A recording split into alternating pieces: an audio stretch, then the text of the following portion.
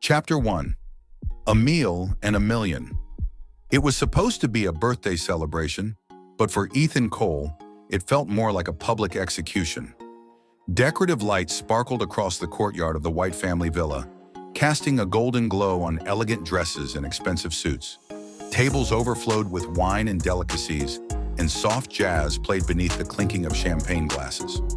The birthday banner read, "Happy 60th, Mr. Donald White," and guests were lining up one by one to present their gifts to the patriarch of the White family.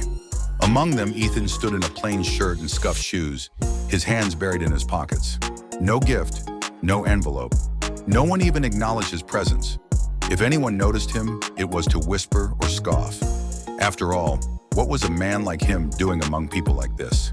He was the live-in son-in-law, the family errand boy, a charity case married to Lena White, the family's shining daughter who, against every protest, had insisted on marrying the man who had nothing. And tonight, as Lena clutched his hand tightly and whispered, "Just keep your head down," Ethan knew what he had to do. He stepped forward. The room seemed to hold its breath. "Mr. White," Ethan began, his voice calm, respectful, but audibly shaking. "I know today is your special day, and I wouldn't be asking this if it wasn't urgent, but I need your help." The crowd hushed. Mr. Donald White looked up from his chair, where he'd just been handed a Rolex by his favorite nephew. "Oh? And what help does a man who contributes nothing to this family possibly need?" Ethan bowed slightly. "Mama Zuri, the woman who raised me in the welfare home, she's very sick, diagnosed with late-stage renal failure. She needs dialysis and a transplant. It will cost around $1 million. "$1 million what? Pesos?" Harold White, Lena's cousin, burst out laughing. "Or are we supposed to crowdfund your sob story with birthday cake money?" Laughter rippled through the room. Ethan's hands clenched inside his pockets. He bowed deeper. "I'm not asking for a gift. I'll repay every cent, with interest."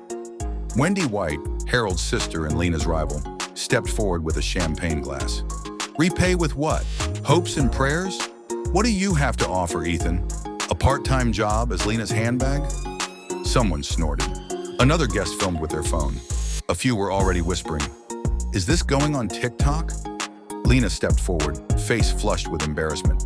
"Please stop. He's just a disgrace," barked Donald White, slamming his cane on the marble floor. "You come to my birthday to beg for $1 million? In front of my guests? You're an insult to the White name." Ethan lifted his head slowly. His eyes met Donald's. There was no anger, no hatred, just a quiet storm. "I had no one. Mama Zuri took me in, fed me, kept me alive when I was a stray dog in the gutter. I can't let her die, even if it means begging people who see me as nothing." There was silence for a moment.